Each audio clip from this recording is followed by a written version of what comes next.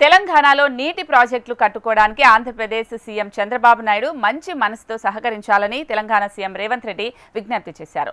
నాగర్ కర్నూలు జిల్లా కొల్లాపూర్లో నిర్వహించిన సభలో రేవంత్ రెడ్డి ప్రసంగించారు. తెలంగాణ ప్రయోజనాలను దెబ్బతీసే విధంగా కడుతున్న రాయలసీమ ఎత్తిపోతల ప్రాజెక్టును రద్దు చేయాలని రేవంత్ రెడ్డి కోరారు. రెండు రాష్ట్రాల ప్రయోజనాలను కాపాడాలనే మనసుతో తెలంగాణకు సంపూర్ణంగా సహకరించాలని చంద్రబాబుకు విన్నవించారు.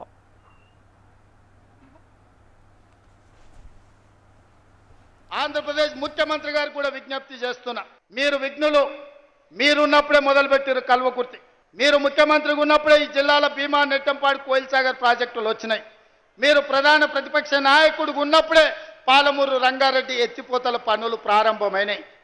మరి మీరు ముఖ్యమంత్రిగా 10 ఏళ్ళు, ప్రతిపక్ష నాయకుడిగా 10 ఏళ్ళు ఉన్నప్పుడు మొదలుపెట్టిన ప్రాజెక్టులను మీరు అడ్డుకోవడం ఏ మేరకు న్యాయం? చంద్రశేఖరరావు గారు కట్టకపోతే చంద్రబాబు నాయుడు గారు అడ్డుకుంటే న్యాయమా?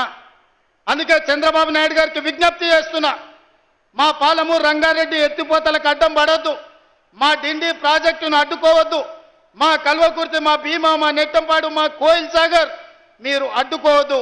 ఒకనాడు పాలమూరు జిల్లాను మీరు దత్తత తీసుకున్నా అని చెప్పారు. మీరు బాధ్యతగా ఉండండి, మమ్మల్ని బ్రతకనియండి, మా ప్రాజెక్టులు పూర్తి చేసుకోనివ్వండి. ఆనాడు ఉమ్మడి రాష్ట్రంలో శ్రీశైలం వెనకాల నుండి 4 టీఎంసీల నీళ్లు తీసుకెళ్లేది ఉంటే ఇవాళ 9.5 టీఎంసీలు నీళ్లు తీసుకెళ్లడానికి మీరు ప్రాజెక్టులు పెట్టుకున్నారు.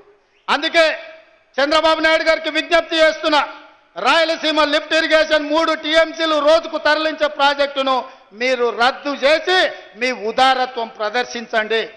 మీరు రెండు రాష్ట్రాలను సమానంగా తెలుగు వాళ్ళని అభివృద్ధి చేయాలన్న ఆలోచనతో ఉన్నది నిజమైతే రాయలసీమ లిఫ్ట్ ఇరిగేషన్ ప్రాజెక్టును రద్దు చేయండి.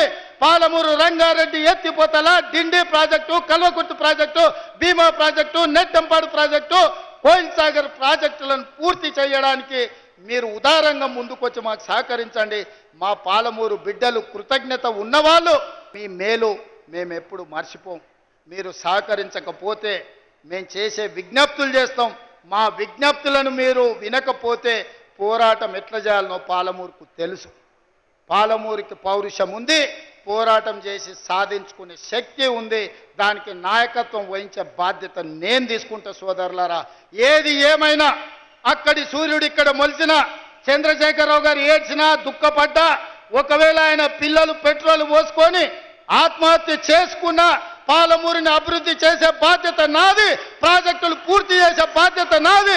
ఈ దేశానికి పాలమూరు వలసల జిల్లా కాదు, పాలమూరు జిల్లా అంటే పరిపాలన అందిస్తుంది, దేశానికి ఆదర్శంగా ఉంటుంది అని చెప్పి ఈ గడ్డ మీద నుంచి పరిపాలన అందించే బాధ్యత మేము తీసుకుంటామని తెలియజేస్తూ